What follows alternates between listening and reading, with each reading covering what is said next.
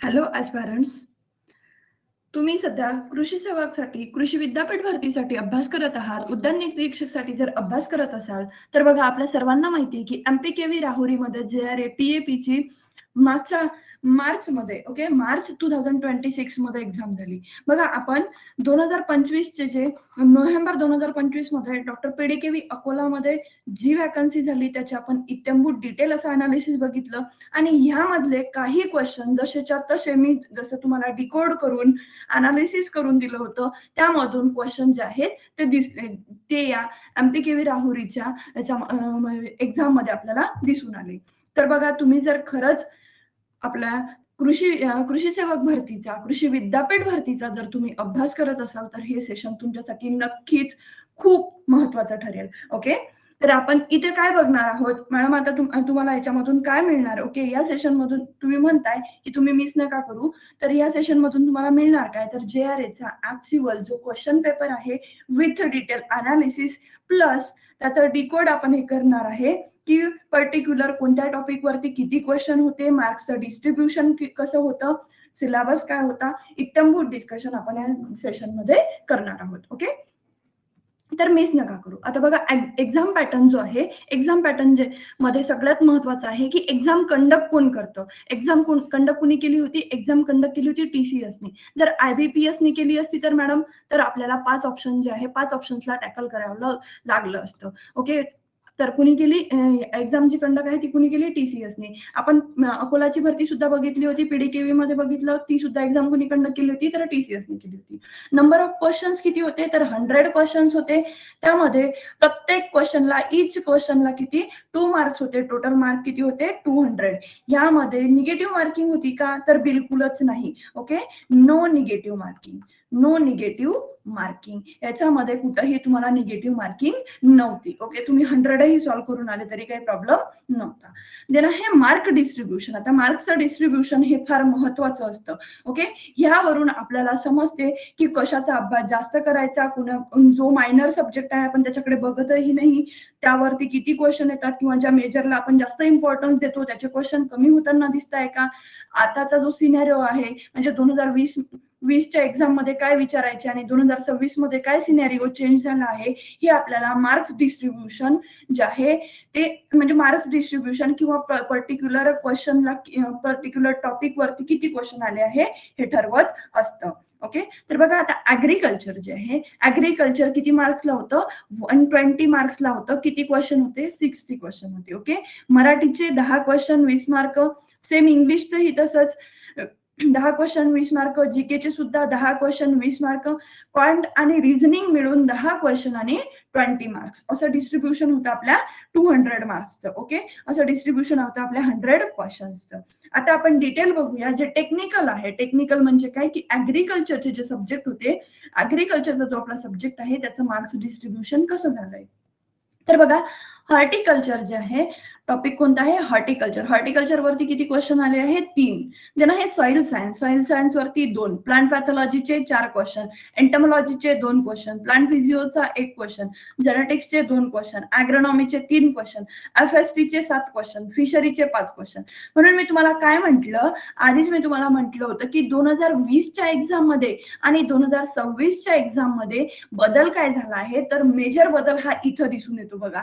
Genetics agronomy horticulture किती question आहेत 3 question आहेत आणि तेच जर फूड सायन्स अँड टेक्नॉलॉजी फिशरीचा जर विचार केला तर 5 क्वेश्चन जो आपण त्याला काय म्हणतो मायनर म्हणून सोडून देतो त्या टॉपिक वरती एफ-एस-टी वरती 7 क्वेश्चन विचारलेले आहे.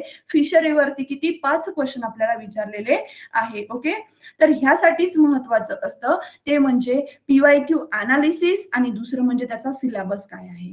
सगळ्यात मेन महत्वाचं असतं की आधी पेपरच्या आधी आपण सिलेबस बघणं आणि पेपर झाल्यानंतर त्याचे पीवायक्यू बघणं हे दोन जे आहेत हे दोन आपल्यासाठी एक काय म्हणतात महारथी सारखे आपल्यासोबत काम करत असतात. ओके. देन नेक्स्ट असतं की नेक्स्ट आहे इकॉनॉमिक्सचे किती आहेत 7 क्वेश्चन. यालाही आपण मायनर म्हणून कन्सिडर करतो. Forestry 6 question. इकॉनॉमिक, फॉरेस्ट्री असेल, एफ-एस-टी असेल, फिशरी असेल, तुम्ही एकदा डिस्ट्रीब्युशन बघू शकता. जेनेटिक्सचा आपण किती अभ्यास करतो, ॲग्रोनॉमीचा आपण किती अभ्यास करतो, सॉइल सायन्स आपण किती अभ्यास करतो, हॉर्टिकल्चरचा किती अभ्यास करतो, एंटोमॉलॉजी असेल, प्लांट पॅथॉलॉजी असेल, ह्यावरती आपण आपला पूर्ण टाइम वेस्ट करतो आणि क्वेश्चन कुठून आले, एफ-एस-टी असेल, फिशरी सायन्स असेल, इकॉनॉमिक्स असेल, फॉरेस्ट्री असेल, ह्यावरती क्वेश्चन जे आहे. आताचा सिनेरिओ आपल्याला सांगते की फॉरेस्ट्रीचे question day by day increase होत आहे, फिशरीचे question day by day increase होत आहे, इकॉनॉमिक्स असेल, ॲग्री बिझनेस मॅनेजमेंट असेल, याचे डे बाय डे क्वेश्चन काय होत आहे, इन्क्रीज होत आहे. मायक्रोबायोलॉजीचा एक क्वेश्चन होता मिसलेनियस, म्हणजे याच्यामध्ये सॅनिटायझरमध्ये आपण कोणता अल्कोहोल टाकतो, लाईक वाईज असे क्वेश्चन आपल्याला किती विचारले आहे मिसलेनियस मध्ये 3 क्वेश्चन. ते झाल्यानंतर बायोकेमिस्ट्रीचा एक क्वेश्चन होता, एक्सटेन्शनचे 4, इकॉलॉजी आणि एन्व्हायरमेंटचे 5 क्वेश्चन होते आणि इंजिनिअरिंगचे ॲग्रिकल्चर इंजिनिअरिंग आपण ज्याला म्हणतो त्याचे आपल्याला किती क्वेश्चन होते, 4 क्वेश्चन होते. टोटल मार्क्स किती होते याला, आता इथं जर डिस्ट्रीब्युशन म्हटलं, हे किती किती मार्क्सचं डिस्ट्रीब्युशन आहे, हे आहे 60 क्वेश्चन आणि 120 मार्क्सचं डिस्ट्रीब्युशन. आता आपण हे किती बघितले, 60 मार्क बघितले. Okay, 60 mark. इकॉनॉमिक्स तुम्हाला किती 14 मार्क्स देऊन देतो, फिशरी किती 10 मार्क्स देऊन देतो, एफ-एस-टी किती 14 मार्क्स देऊन देतो. बघा या एफ-एस-टीची आता तुम्हाला प्रश्न पडत असेल की हे वाचायचं कुठून, बरोबर आहे ना. तर एफ-एस-टीची मी एक नोट्स जी आहे, आपलं जनरल ॲग्रिकल्चरचं जे टेलिग्राम चॅनल आहे त्यावरती मी अपलोड केली आहे. Okay, food science and technology Tirupati कॉलेजची एक नोट्स आहे, ती तुम्हाला एक जसं पार्थचा सारथी जसा कृष्ण होता तसा एक सारथी म्हणून आपल्याला ही एफ-एस-टी जी आहे ही मदत करणार आहे. एफ-एस-टीची नोट्स मदत करणार आहे. तिरुपती कॉलेजची नोट्स आहे. तुम्हाला काय करायचं आहे, सेशन झाल्याच्या नंतर आपलं टेलिग्राम चॅनल आहे. ओके, जनरल ॲग्रिकल्चर नावाने टेलिग्राम चॅनल आहे. त्या टेलिग्राम चॅनलवरती जायचं आहे, जाऊन फाईल सेक्शन चेक करायचं आहे आणि फाईल सेक्शन मध्ये गेल्यानंतर तिथं टाईप करायचं आहे एफ-एस-टी. तुम्हाला एफ-एस-टीची एक नोट्स मिळेल, ती तुम्हाला सेव्ह करायची आहे, प्रिंट करायची असेल तर प्रिंट करा. फक्त काय मेन महत्वाचं त्यामधून तुम्ही अभ्यास करा, आपल्या एफ-एस-टीचे क्वेश्चन जे आहे ते रॉंग होणार नाहीत. ओके, आता आहे नॉन टेक्निकल मार्क्स डिस्ट्रीब्युशन. आता आपण 60 मार्क्स तर आधी बघितलं. आता नेक्स्ट काय बघणार की जे 80 मार्क्स आहेत. ओके, 80 मार्क्स आणि 40 क्वेश्चन, तर हे कुठून आले होते, कोणत्या कोणत्या टॉपिक वरती आले होते, याबद्दल आपण डिटेल असं डिस्कस करणार आहोत. ओके, तर बघा जीएसचे 10 प्रश्न आले होते. ह्या जीएसचे 10 प्रश्न तुम्हालाही माहिती आहे की जीएसचे प्रश्न जे आहे ते कोणीच तुम्हाला सांगू शकत नाही की कुठून येऊ शकतात. फक्त एक क्वेश्चन जो होता हा एन्व्हायरमेंटशी रिलेटेड होता. कोणता होता, एन्व्हायरमेंटशी रिलेटेड होता, जो की आपण इझिली आन्सर करू शकू, म्हणजे ऍज अन ॲग्रिकल्चरिस्ट आपण इझिली आन्सर करू शकू. बाकी 9 जे होते ते तुम्ही जनरल स्टडीज जे आहे तो जनरल अभ्यास जर तुमचा असेल तर तुम्ही त्याचा आन्सर करू शकाल असे होते. देन नेक्स्ट आहे मराठी. मराठीच्या बघा मराठीचे कशावरती क्वेश्चन होते. मराठीचे 2 क्वेश्चन होते, सर्वनामावर एक प्रश्न होता, विरुद्धार्थी प्रश्न, पॅरेग्राफ वरती किती क्वेश्चन होते, 5 प्रश्न होते. उतार्यावरती प्रश्न किती होते, 5 प्रश्न होते. आता मला सांगा 5 प्रश्न उतार्यावरती, तर हे प्रश्न आपले कुठंच जायला नको. हे जे आहे हे 5 प्रश्न म्हणजे 10 मार्क्स आपले हातचे मार्क्स आहेत. ओके, वाक्याचा प्रकार वगैरे, वाक्य ओळखा ह्यासाठी एक प्रश्न होता. त्यानंतर समानार्थी शब्द ह्यासाठी यावर एक प्रश्न होता. टोटल प्रश्न किती होते, 10 प्रश्न होते, 20 मार्क्स होते. ओके, देन आहे मॅथ्स अँड रिझनिंग. मॅथ्स आणि रिझनिंग मध्ये डिस्टन्स अँड डायरेक्शन वरती एक क्वेश्चन होता. एक क्वेश्चन होता सिम्बॉलच्या अरेंजमेंट वरती. सेटिंग अरेंजमेंटचे 2 क्वेश्चन होते. आता तुम्ही असं विचार कराल की एक सेटिंग अरेंजमेंट जमली म्हणजे 2 क्वेश्चन होतील, तर नाही, 2 वेगवेगळे क्वेश्चन होते की एक सेटिंग अरेंजमेंट बसवायची होती, दुसरी म्हणजे एक हॉरिझॉन्टल होती वाटतं, एक व्हर्टिकल होती. ओके, असे 2 क्वेश्चन जे आहे आपले सिटिंग अरेंजमेंट वरती होते. ओके, देन नेक्स्ट होतं ते म्हणजे अल्फाबेटिकल ऑर्डर वरती 3 क्वेश्चन होते. हे क्वेश्चन सुद्धा काय आहे तुम्हाला प्लस प्लस मार्क्स देऊन जातात. ओके, थोडं लॉजिक जर लावलं आपण तर. देन आहे नंबर अरेंजमेंट वरती 1 क्वेश्चन होता. आता तुम्ही म्हणाल नंबर अरेंजमेंट नाही, त्याला आपण नंबर सिरीज म्हणतो, तर नाही. नंबर अरेंजमेंट जो संख्या चॅप्टर आहे, ओके, जो संख्या चॅप्टर आहे त्यामधून क्वेश्चन होता, त्याची रिअरेंजमेंट करायची होती. देन हे नंबर सिरीज वरती एक क्वेश्चन होता आणि एक क्वेश्चन हा कशावरती होता, सिम्प्लिफिकेशन अँड अप्रॉक्सिमेशन वरती. ओके, टोटल क्वेश्चन किती होते, टोटल होते 10 क्वेश्चन, 20 मार्क्स. ओके, देन येतं इंग्लिशचे क्वेश्चन काय काय होते बघा. एक क्वेश्चन हा आर्टिकल वरती होता.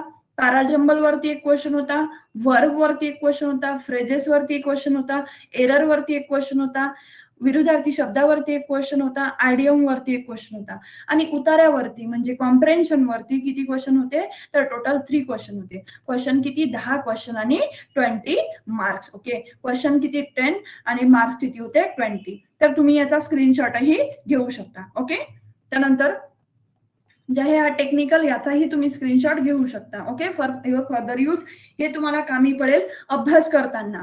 तुम्ही हे समोर लिहून जरी ठेवलं तरी चालते, कारण की मला असं वाटते परभणी विद्यापीठाची जी ऍड आहे ती ऍड आहे, सॉरी त्याची ऍड आलेली आहे, एक्झाम जी आहे ती व्हायची आहे. तर त्या मुलांना नक्कीच हे सेशन महत्वाचं आणि फ्रुटफुल ठरणार आहे. बघा, तुमच्यासाठीही ठरणार आहे. आपण वळूया क्वेश्चन्स कडे.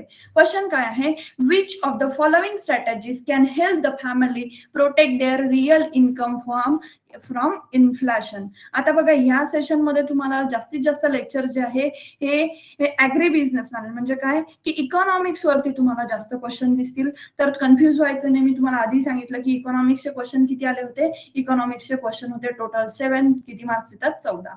ओके, आणि क्वेश्चन फार काही असे कठीण नव्हते. तुम्ही जर साधं लॉजिक जरी लावलं तरी आपण आन्सर देऊ शकलो असतो. फक्त काय होतं की महत्वाचं असते लॉजिक आपण तेव्हाच लावू शकतो जेव्हा आपला कॉन्सेप्ट क्लिअर आहे. काय आहे, कॉन्सेप्ट क्लिअर आहे तेव्हा. क्वेश्चन बघा, वळूया क्वेश्चन कडे. Which of the following strategies can help a family protect their real income from inflation. आणि ऑप्शन आहे बघा, spending all income immediately to avoid losses, avoiding all form of investment. दुसरा आहे allocating fund to inflation, link bond or equities.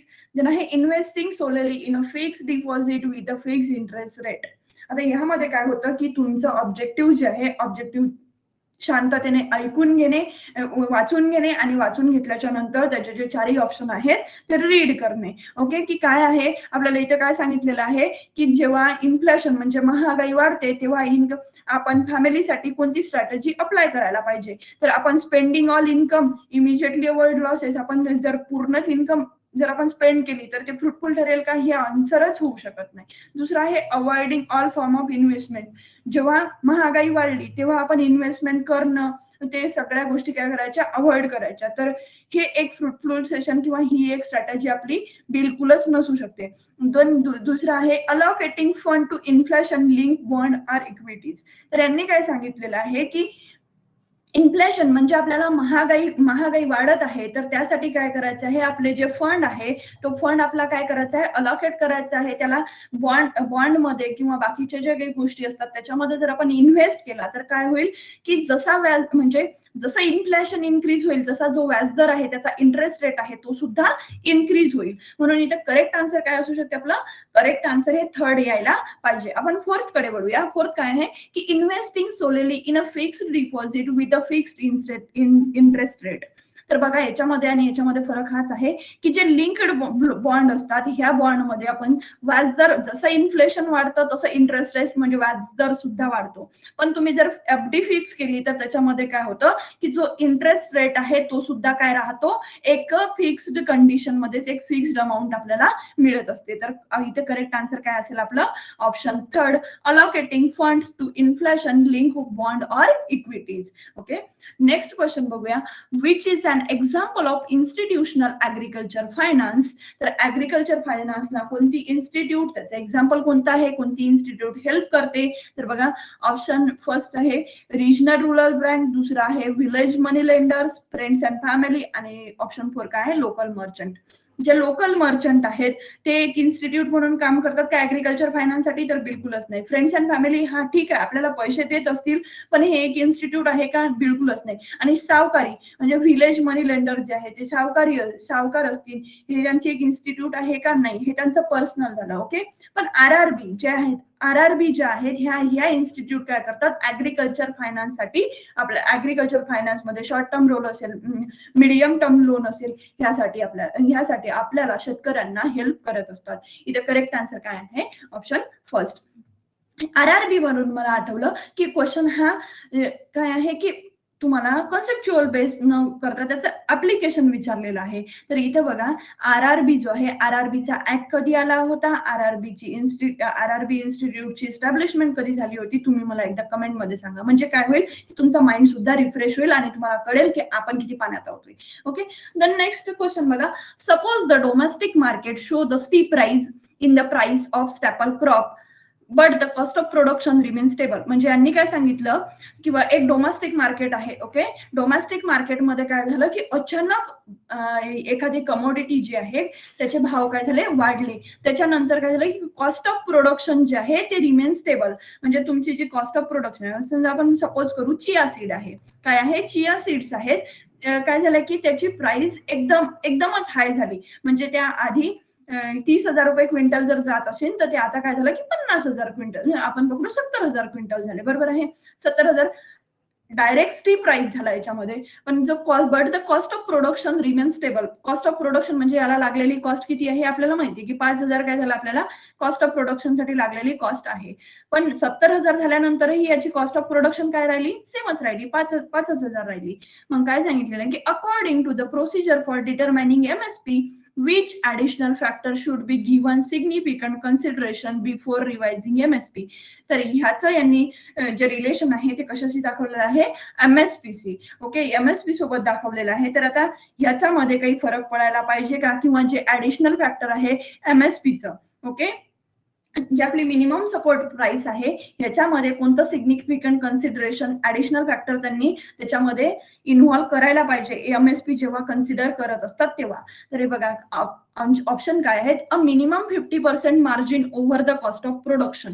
आता 50% margin जे आहे, जे cost of production झालं त्याच्यापैकी आपल्याला 50% नफा मिळाला पाहिजे, एवढा एमएसपी त्यांनी ग्राह्य धरला पाहिजे. पण एमएसपी ग्राह्य धरताना फार्मर्सचा जेवढा विचार केला जातो तेव्हा फार्मर सोबत त्याचे जे कन्झ्युमर आहेत, ओके, कन्झ्युमरचाही तेवढाच विचार केला जातो. जर समजा तुम्हाला कॉस्ट ऑफ प्रोडक्शन, समजा आता कापूस असेल, सोयाबीन असेल, याला कॉस्ट ऑफ प्रोडक्शन खूप लागते आणि त्याच्यात जर तुम्हाला 50% जर नफा देण्याचा प्रयत्न करत असतील तर काय होईल की तेलाचे भाव खूप मोठ्या प्रमाणात वाढतील. जे आपले टेक्सटाईल आहे, म्हणजे आपलं खादी, म्हणजे कॉटनचे जे प्रोडक्ट आहेत त्याचे भाव जे आहे ते आणखी वाढतील. म्हणजे कन्झ्युमर पॉइंट ऑफ व्ह्यू, हा जो पॉइंट ऑफ व्ह्यू आहे हा चुकीचा ठरेल. ओके, जर आपण फार्मर पॉइंट ऑफ व्ह्यू बघितलं तर हा ओके आहे की त्यांनी द्यायला पाहिजे. ओके, पण जेव्हा एखादी इन्स्टिट्यूट, कोणतीही इन्स्टिट्यूट आहे जे पॉलिसी बनवत असते त्याला 360 डिग्रीने विचार करणं गरजेचं असतं. दोन आहे, दुसरा नंबरचा आहे हिस्टॉरिकल कॉस्ट ट्रेंड ओनली.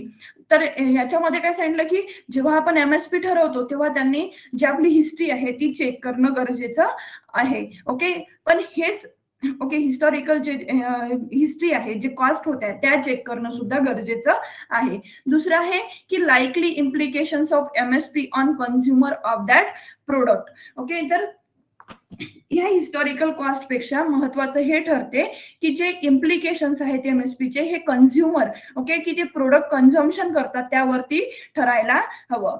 जसं की आता तूर डाळ असेल, त्याच्यानंतर सोयाबीन तेल असेल, यावरती कसं आहे की कन्झ्युमरची ही डेली नीड्स आहे. ओके, तर हे एमएसपी मध्ये यांनी ऍडिशनल फॅक्टर हा महत्वाचा ठरतो. कोणता ऍडिशनल फॅक्टर, ऑप्शन थर्ड, न की हिस्टॉरिकल कॉस्ट ट्रेंड ओनली. आता फोर्थ ऑप्शन मध्ये काय आहे बघा, the non availability of storage infrastructure and warehouse capacity. तर स्टोरेज इन्फ्रास्ट्रक्चर आणि वेअर हाऊस कॅपॅसिटी हे एमएसपी मध्ये येत नाही. का बरं, कारण एमएसपी मध्ये ह्या गोष्टी ज्या आहे, स्टोरेज इन्फ्रास्ट्रक्चर आणि वेअर हाऊस कॅपॅसिटी, याचा डायरेक्ट जो इम्पॅक्ट पडतो तो पडतो प्रोक्युरमेंट वरती. ओके, प्रोक्युरमेंट वरती आणि आपलं डिस्ट्रीब्युशन वरती. म्हणजे काय की जे वितरण आहे किंवा त्याचा जो ऍक्च्युअल येणारा इन्कम आहे, म्हणजे आपण त्यांना प्रोक्युरमेंट आहे, ह्याचा इम्पॅक्ट कशावरती होतो, तर लक्षात ठेवायचं स्टोरेज इन्फ्रास्ट्रक्चर आणि वेअर हाऊस कॅपॅसिटीचा जो इम्पॅक्ट आहे हा कशावरती होतो, प्रोक्युरमेंट. प्रोक्युरमेंट म्हणजे काय, खरेदी. आणि दुसरं काय, तर दुसरं महत्वाचं म्हणजे आपलं डिस्ट्रीब्युशन, म्हणजे काय, वितरण, डिस्ट्रीब्युशन ह्यावरती होत असतो. करेक्ट आन्सर काय इथं, option 3, likely implications on MSP on consumer of that product, की त्या प्रोडक्टचे कन्झ्युमर किती आहेत हे जाणून घेणं महत्वाचं आहे. त्यानुसार एमएसपी हा ठरवला गेला पाहिजे. Okay, the next A community nutritionalist is planning to teach a group of rural women about balanced diet using poster, flip charts, food model during a village health camp. Which nutrition educational tool is primarily used in this scenario? मी तुम्हाला आधी सांगितलं की question काय आहे, question हे application based आहे. त्यांनी आपल्याला असंही विचारू शकले असते की अशी कोणती एक्सटेन्शन एज्युकेशनची मेथड आहे ज्यामध्ये आपण पोस्टर फ्लिप चार्ट जे आहे ते आपण त्याच्यामध्ये यूज करत असतो, पण त्यांनी तसं केलं नाही. ओके, तर त्यांनी घुमून असा प्रश्न विचारला की एक न्यूट्रिशनची एक कम्युनिटी आहे, ते कम्युनिटीचं म्हणणं काय आहे की रुरल वुमनला आम्ही शिकवण्याचं काम, बॅलन्स डाएट बद्दल शिकवण्याचं काम जे आहे ते आम्ही करू, तर विथ दी हेल्प ऑफ काय, poster, flip charts, food models याचा यूज करून. तर त्याला आपण त्याच्यामध्ये आपण कोणता सिनेरिओ यूज करत आहोत, तर ऑप्शन दिलाय बघा, एक ग्रुप डिस्कशन. आता ग्रुप डिस्कशन जे आहे याच्यामध्ये नंबर ऑफ पीपल जे आहे, कम्युनिटी जी आहे ती सगळी एकत्र येणार, म्हणजे 2 to 30 पर्यंत, ही 30 पर्यंत ही हे असू शकतात. पण ह्या ग्रुप डिस्कशन मध्ये काय होतं की ज्या आपल्या आयडियाज आहेत, जे आपले व्ह्यूज आहेत, ते ओरली आपण सांगत असतो. काय करत असतो, ओरली आपण सांगत असतो ग्रुप डिस्कशन मध्ये. पण यांनी काय सांगितलं की पोस्टर, फ्लिप चार्ट्स आपण इथे यूज करणार आहोत. सेकंड ऑप्शन आहे इंडिव्हिज्युअल काउन्सिलिंग. आता इंडिव्हिज्युअल काउन्सिलिंग म्हणजे काय की एक पर्सन, समजा एक वुमन आहे दुसऱ्या वुमनला टीच करत आहे अबाउट, म्हणजे आपला डॉक्टर जे आहे, डॉक्टर आपल्या मम्मीला सांगत आहे की बॅलन्स डाएट काय असतो. ओके, त्यानुसार तुम्ही जे घरच्या ज्या भाज्या आहे त्या तुम्ही बनवल्या पाहिजे किंवा तुमच्या मुलांना दिल्या पाहिजे. हे कशामध्ये येतं, इंडिव्हिज्युअल काउन्सिलिंग मध्ये. देन आहे use of audio and visual aids. आता ऑडिओ म्हणजे काय की तुम्ही प्रत्यक्ष बोलून, व्हिज्युअल म्हणजे तुम्ही poster, flip charts, food models वगैरे दाखवून तुम्ही हा हेल्थ कॅम्प जो आहे हा घडवून आणत आहे. तर एज्युकेशनल टूल कोणतं असेल, use of audio and visual aids. Correct answer काय, ऑप्शन थर्ड. आता दुसरं आहे की ग्रुप काउन्सिलिंग. ग्रुप काउन्सिलिंग करताना सेम ग्रुप डिस्कशनचाच जे आहे तो व्ह्यूज इथे येईल की ते काय करतील, त्याच्या आयडियाज, त्यांचे व्ह्यूज किंवा त्यांनी घेतलेला एक्सपिरियन्स जो आहे तो समोर शेअर करतील. ओके, इथे करेक्ट आन्सर काय, option third. The next question आहे बघा, what is the key challenge in implementing financial education program for low income Indian families. आणि ऑप्शन, आता इथं म्हणजे इथं आपल्याला काय विचारलेलं आहे की चॅलेंजेस कोणते आहेत. आपल्याला जर फायनान्शियल एज्युकेशन प्रोग्राम जर ज्यांचं इन्कम खूपच कमी आहे, ज्या फॅमिलीचं इन्कम खूपच कमी आहे, त्यामध्ये आपल्याला चॅलेंजेस काय आहेत. ऑप्शन बघा, ऑप्शन काय, excessive regulation of financial market. आता एक्सेसिव्ह रेग्युलेशन जे आहे हे मार्केटमध्ये आहे. ओके, जे रेग्युलेशन आहेत हे कशासाठी आहे, फायनान्शियल मार्केटसाठी आहेत. हे अफेक्ट काय करतात, तर हे अफेक्ट करतात फायनान्शियल मार्केट. हे आपलं मेन बॅरियर आहे का, हे आपलं लो इन्कम, म्हणजे हे फॅमिलीमध्ये जे फॅमिलीचं फायनान्स आहे त्यामध्ये येईल का, बिलकुलच नाही. दुसरं काय आहे की over abundance of financial adviser. Over abundance, जे फायनान्शियल ऍडवायझर आहेत त्यांच्यावरती जास्त ते डिपेंड आहेत. ओके, त्यांचं जे अबंडन्स आहे ते ऍडवायझरचं जास्त आहे, तर ही सुद्धा एक लिमिटेशन येऊ शकत नाही. दुसरं आहे की lack of interest in financial planning. Financial planning मध्ये जर आपल्याला कुणी जर आपल्या पैशाबद्दल जर आपल्याला प्लॅनिंग करून देत असेल तर त्याच्यामध्ये आपल्याला इंटरेस्टच येतो ना. तर लॅक ऑफ इंटरेस्ट हे कधीच म्हणजे हे ऑप्शन कधीच येऊ शकत नाही. देन फोर्थ ऑप्शन काय आहे, उरलं तेच ऑप्शन करेक्ट तेच आहे, पण आपण बघूया काय आहे. Limited access to tailor the financial product and literacy resources.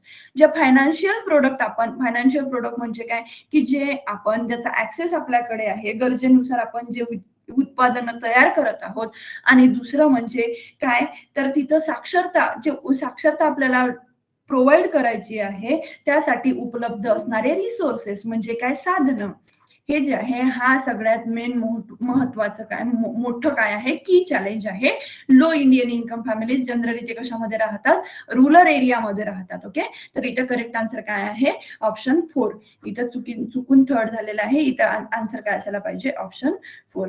Then next आहे बघा, a premature infant develop hemolytic anaemia thrombocytosis and renopathy, which micronutrient deficiency is most likely? आणि आन्सर बघा ऑप्शन ए आहे vitamin E, selenium, vitamin K आणि copper. जसं आपण याच्यामध्ये हिमोलायटिक वगैरे बघतो, व्हिटॅमिन के करतो, पण व्हिटॅमिन के कशासाठी असते तर हे ब्लड क्लॉटिंगशी रिलेटेड आहे. कशाशी रिलेटेड आहे? ब्लड क्लॉटिंगशी रिलेटेड आहे. कॉपर हे न्यूट्रिएंट जे आहे हे जे आपले मसल्स आहे, ओके, न्यूरो मसल्स वगैरे जे असतील, मसल किंवा न्यूरो मसल, न्यूरोलॉजिकल आणि जे बोन टिश्यू आहेत, कोणतं बोन टिश्यू ह्याच्याशी रिलेटेड आहे, बोन टिश्यूशी रिलेटेड आहे. आणि सेलेनियम जर म्हटलं तर सेलेनियमचं जे आहे हार्ट प्रॉब्लेम झालं, मसल प्रॉब्लेम झालं, ह्याच्याशी रिलेटेड सेलेनियम आहे. काय? Muscle and heart, muscle and heart. आणि जर समजा आपण हेमोलायटिक अॅनेमिया कशामध्ये आहे? इन्फंट मध्ये, कारण की व्हिटॅमिन ई जे आहे हे काय करते? अँटी स्टरिलिटी व्हिटॅमिन म्हणून काम करते. अँटी स्टरिलिटी किंवा ते थ्रोम्बोसायटोसिस, रिनोपॅथी हे कशामध्ये दिसून येतात? कशाच्या डिफिशियन्सीमुळे दिसून येतात? तर व्हिटॅमिन ई च्या डिफिशियन्सीमुळे. ओके, तर हा क्वेश्चन कशामधला आहे? फूड सायन्स अँड टेक्नॉलॉजी मधला, कारण की आपल्याला विचारलेला कशाबद्दल आहे? इन्फंट बद्दल. आणि हाच जर क्वेश्चन व्हिटॅमिन ई चा जर क्वेश्चन आपल्याला प्लांटशी रिलेटेड विचारला असता की कोणतं जे व्हिटॅमिन आहे ते कोणत्या प्लांट मध्ये आपल्याला जास्त मिळते किंवा डिफिशियन्सी आढळते, तर हा क्वेश्चन मग कुठे गेला असता? सॉइल सायन्स मध्ये गेला असता. पण हा याच्यामध्ये काय येते? कारण की आपल्याला इन्फंट बद्दल विचारलेलं आहे, म्हणून आहे कशामध्ये ते? Food science and technology. Correct answer काय? Option A. The next question आहे बघा, अकॉर्डिंग टू पिगेट नावाचे एक सायंटिस्ट आहे, त्यांच्या म्हणण्यानुसार बघा काय आहे की during which the stage of child first develop the ability to think logically about the concrete event. म्हणजे त्यांचं म्हणणं काय की कोणती अशी चाइल्डची जे स्टेज आहे, कोणतं असं वय असतं की ज्या वेळेस तो लॉजिकली कॉन्क्रीट इव्हेंट बद्दल विचार करायला सुरुवात करतो. ओके, तर करेक्ट इथे बघा ऑप्शन काय आहे? ए आहे त्याला काय म्हणू? Pre creational. तर हे जे आहे ही वय म्हणजे 2 ते 7 वर्षाचं. किती आहे? 2 ते 7 वय वर्षाचे असतात. याच्यामध्ये आपण जास्तीत जास्त काय असतो? इगोसेंट्रिक किंवा सिम्बॉलिक थिंकिंग आपली असते. एक प्रतिकात्मक शक्ती जी आहे याच्यामध्ये जास्त असते, प्रक्रियात्मक शक्ती जास्त असते, पण आपण लॉजिकली किंवा कॉन्क्रीट इव्हेंट बद्दल आपण जास्त याच्यामध्ये नसतो. जे ना हे फॉर्मर ऑपरेशनल म्हणजे काय?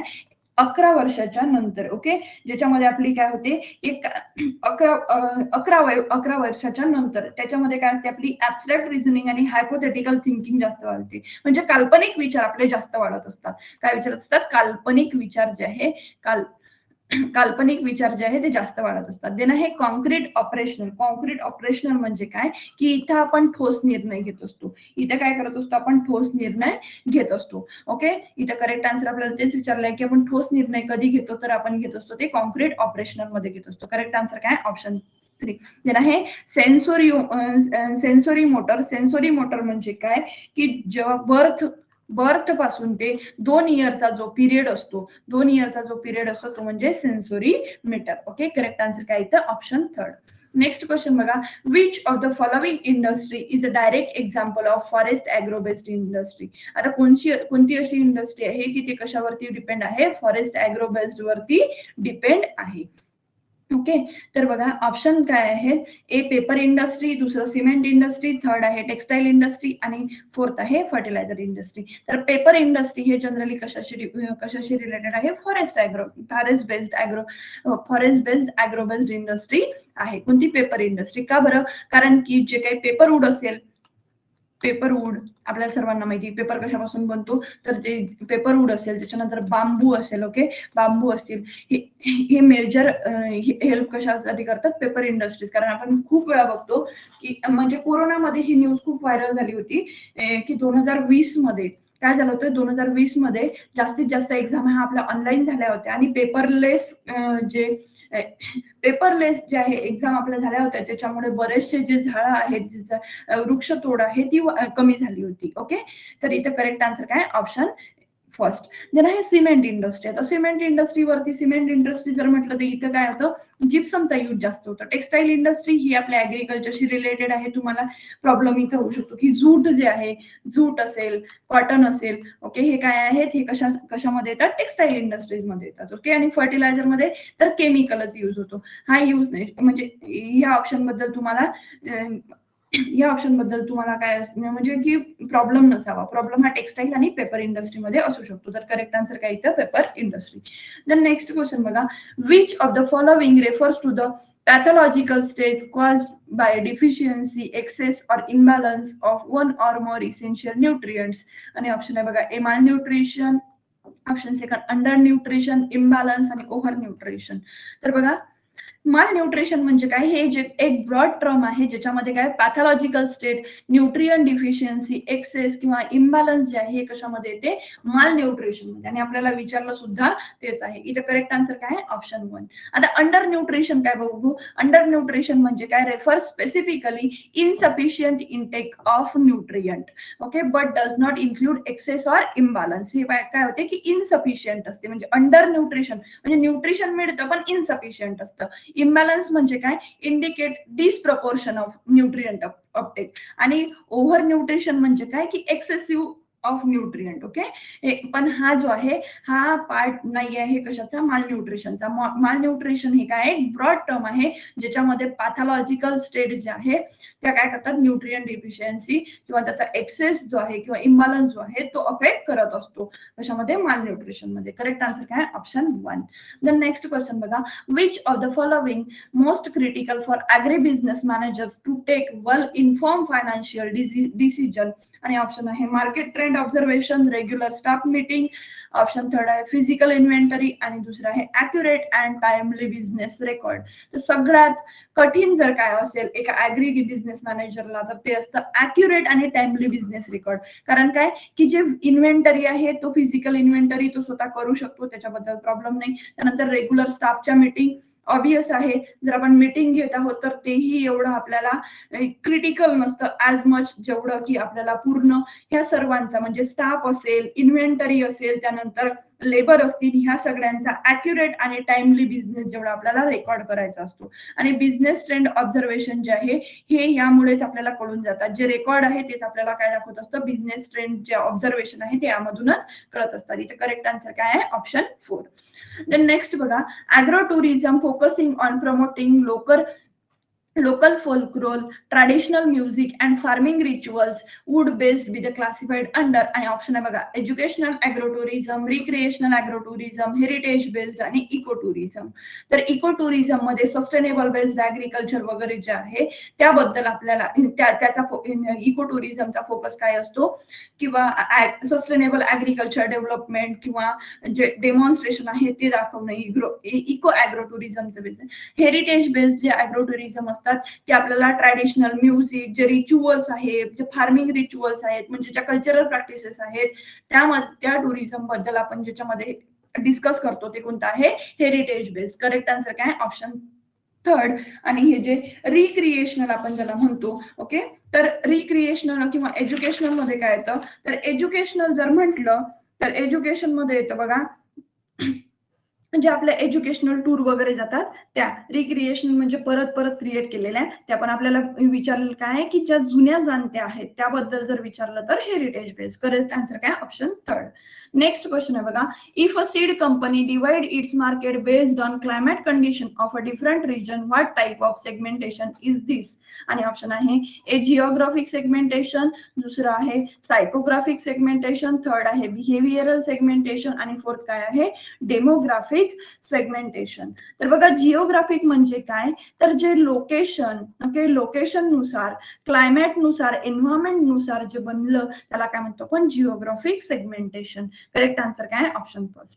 आता सायकोग्राफिक म्हणजे काय, तर आपली जी सायकोलॉजी आहे, ओके, जी आपली लाईफस्टाईल असेल किंवा आपलं जे बोलणं आहे, ही आपल्याला जी आपलं मानसशास्त्राबद्दल जेव्हा अभ्यास होतो ते कोणतं, तर सायकोग्राफिक सेगमेंटेशन. देन आहे बिहेवियरल सेगमेंटेशन. आता बिहेवियरल सेगमेंटेशन मध्ये काय येतं की आपण युसेज कशाचा करतो, कोणती आपण आपला बाईंग पॅटर्न काय आहे, की आता पर्टिक्युलर एरिया आहे, त्या पर्टिक्युलर एरियामध्ये पॅटर्न, बिहेवियरल पॅटर्न म्हणजे काय की एकाने घेतलं, आपल्याकडे कशी कंडिशन असते, मेंढपाळासारखी कंडिशन असते की एक मेंढी जिकडे जाईल तिकडे सगळेजण जातात. जर मी जर अजित 11 वापरत असेल तर सगळेजण अजित 11च वापरतील, ओके. मी जर फुले संगम वापरत असतील तर सगळेजण फुले संगम वापरतील. तर हा काय बाईंग पॅटर्न, हे काय बिहेवियरल सेगमेंटेशन आहे, जे की क्लायमॅटिक कंडिशनला अफेक्ट नाही करत. देन आहे डेमोग्राफिक सेगमेंटेशन. डेमोग्राफिक म्हणजे काय की जेंडर, इन्कम ह्या ज्या गोष्टी आहेत, ज्या गोष्टीनुसार आपण डिव्हाइड करतो, ओके, त्याला काय म्हणतो आपण डेमोग्राफिक सेगमेंटेशन असं म्हणत असतो. इथे करेक्ट आन्सर काय आहे? Option first. The next question बघा, which of the following is a key component of consumer education in a family finance? Option first आहे avoiding all financial institution, second आहे understanding financial product आणि risk, दुसरा आहे spending without tracking expenses आणि blindly following financial advisor.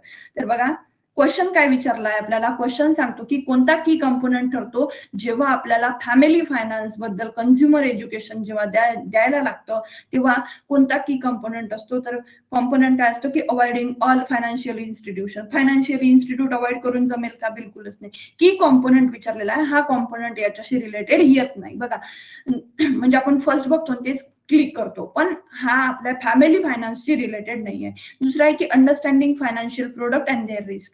तर बघा जेव्हा consumer education आपण देत असतो तेव्हा हे सांगणं फार गरजेचं आहे की फायनान्शियल प्रोडक्ट जो आहे की बाबा सध्या मार्केटमध्ये कशाला व्हॅल्यू आहे, ड्रॅगन फ्रूटला मार्केट आहे का सिट्रसला मार्केट आहे, ओके, तुमच्या बनानाला मार्केट आहे की तुमच्या कांद्याला मार्केट आहे, ओके, आणि त्याच्या रिस्क त्याच्यानंतर येणारे जे काही म्हणजे त्याचे थ्रेट्स आहेत, धोके आहेत, हे समजून सांगणं म्हणजे एक्झॅक्ट काय झालं की कन्झ्युमर एज्युकेशन फॅमिली फायनान्सला त्यातला हा काय ठरतो, एक की कॉम्पोनंट ठरत असतो. स्पेंडिंग विदाउट ट्रॅकिंग एक्सपेन्सेस हा याच्यामधला ऑप्शनच होऊ शकत नाही. दुसरा आहे की blindly following financial adviser. Financial ऍडवायझरला ब्लाइंडली फॉलो करणं हा फॅमिली फायनान्सचा कन्झ्युमर एज्युकेशनचा की कॉम्पोनंट असू शकत नाही.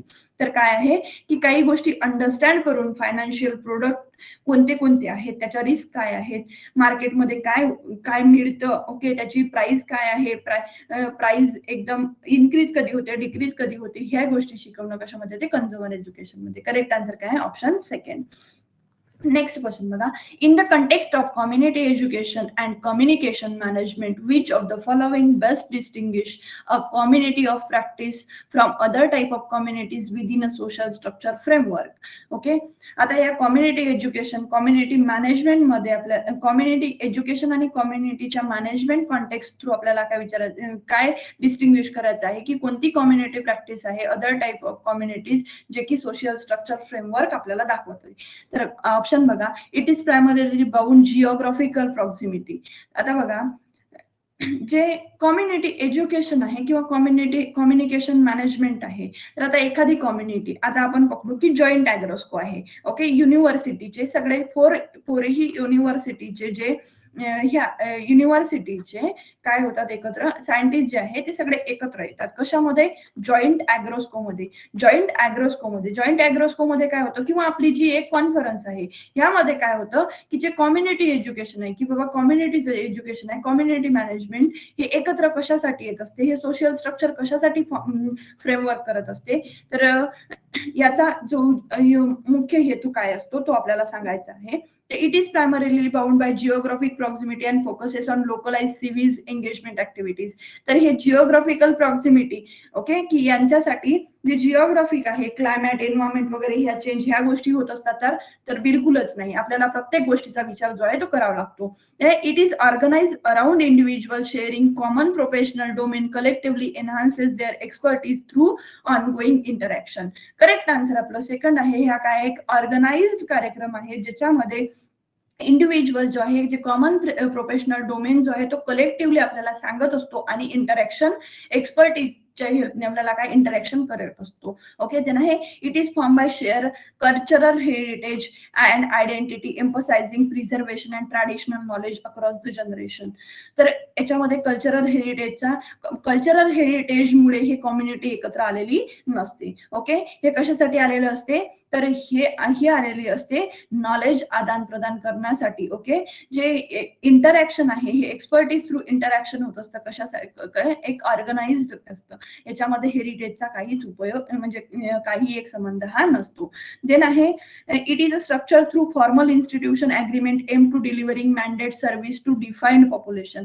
एक पर्टिक्युलर डिफाईन्ड पॉप्युलेशन साठी हे एकत्र आलेले नसतात. हे काय असतो, हा सगळ्यांसाठी सगळेजण इंटरॅक्ट झाले पाहिजे. ओके, एकमेका सहाय्य करू सारे होऊ सुपंत, एवढं जरी लक्षात ठेवलं तरी याचं तुम्ही आन्सर करू शकाल. अशा क्वेश्चनचे आन्सर तुम्ही करू शकाल. आन्सर काय आहे? सेकंड. मी तुम्हाला आधीच सांगितलं की कॉन्सेप्ट जर तुमचा कॉन्सेप्ट जर क्लिअर आहे तरच तुम्ही ह्या एक्झामला बसून तुम्ही चांगले मार्क्स मिळवू शकता. ओके. आता बघा आजचे क्वेश्चन जे आपण इथं स्टॉप करू. जर तुमचं काही आणि याच्यामध्ये सगळ्यात महत्वाचं आहे की JRA चा जो सिलेबस आहे, JRA चा सिलेबस एक सिलेबस कॉपी दिलेली आहे. जर तुम्हाला सिलेबस डिकोड करून पाहिजे असेल तर तुम्ही मला JRA सिलेबस म्हणून एकदा कमेंट सेक्शन मध्ये कमेंट करू शकता किंवा मॅडम आम्हाला तो अवेलेबल करून द्या, तर मी तुम्हाला अवेलेबल करून देईन. आणि आणखी काही सजेशन असतील तर ते तुम्ही मला कमेंटच्या माध्यमातून सांगू शकता. आणि आजपर्यंत जर आपलं चॅनल सबस्क्राईब नसेल केलं तर प्लीज सबस्क्राईब करा, लाईक करा, शेअर करा आणि काय जी आपली बेल आयकॉन आहे नोटिफिकेशनसाठी बेल आयकॉन क्लिक करायला मात्र विसरू नका. आणि जे परभणी युनिव्हर्सिटीचे मुलं आता एक्झाम देतील त्यांच्यापर्यंत शेअर करायला विसरू नका. ओके, थांबूया इथे आपण. बेस्ट ऑफ लक. अभ्यास करताय ना, करत राहा. कारण काय होणार आहे की सगळ्या ऍड ज्या आहेत त्या एकत्र येतील आणि त्यावेळेस आपलं असं नको व्हायला की मॅम सगळं काही आहे फक्त आता अभ्यासच झालेला नाही. तर तुम्ही अभ्यासाकडे लक्ष द्या. ह्या गोंधळात पडू नका की एक्झाम कोण घेईल, कधी घेईल, काय घेईल. एक्झाम ही होणार आहे, 100% होणार आहे. तर त्यासाठी तुम्ही सज्ज पाहिजे. आता आपल्याला माहितीये की युद्ध होणार आहे. ओके, तिसरं महायुद्ध होणार आहे, मोठा वार होणार आहे, हे आपल्याला माहित असताना सगळ्यात महत्वाचं आहे की आपल्या तरवादी आपण काय करायच्या की व्यवस्थित त्याला धार लावून ठेवायची. ओके, मग तुम्ही तो शत्रू आपला कसाही असू दे आणि कोणीही असू दे. ओके, होप सो तुम्हाला समजलं असेल. Okay, thank you so much. भेटूया आपण उद्याच्या लेक्चरमध्ये. तोपर्यंत जनरल ऍग्रिकल्चरचे जे आपले बाकीचे जे लेक्चर आहेत ते बघत राहा. स्वस्त राहा. Keep smiling. बाय.